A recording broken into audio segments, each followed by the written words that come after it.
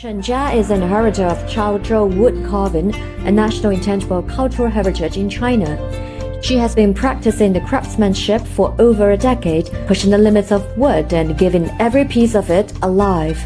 我是从小耳濡目染的，因为我爷爷、我爸爸都是在做这些。因为那时候我才10多岁，只知道这是一个赚钱的一个活，但是不懂这是一项非遗项目。直到我自己接触了之后，我才知道原来这是一件非常值得我们年轻人去做的一件事情。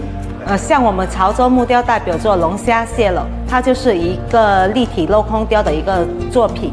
它是以多层次镂空雕、圆雕、浮雕这种多种雕刻手法而成，这也是非常讲究我们一个手艺的一件作品，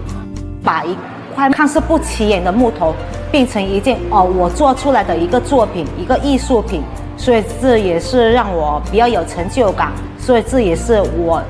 有一个信心坚持把它做下来的。Now she has felt a sense of mission to pass on the craftsmanship. 现在10多年过去了，我觉得还有一个在支撑我，就是一个使命感。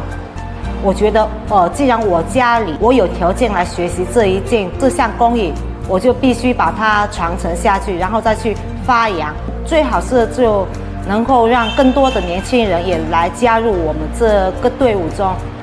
我之前创作过几个卡通人物，这也是为了吸引我们小孩子来了解我们木雕的一个过程，让他们了解到木头也可以做成我们喜欢的一个卡通人物，是一项国家级非遗项目，是非常值得大家去了解、去学习的一个项目，才能把我们这项非遗项目传承下去。With more than 1,400 years of history, Chaozhou wood carving was added to the National Intangible Cultural Heritage List of China in 2006.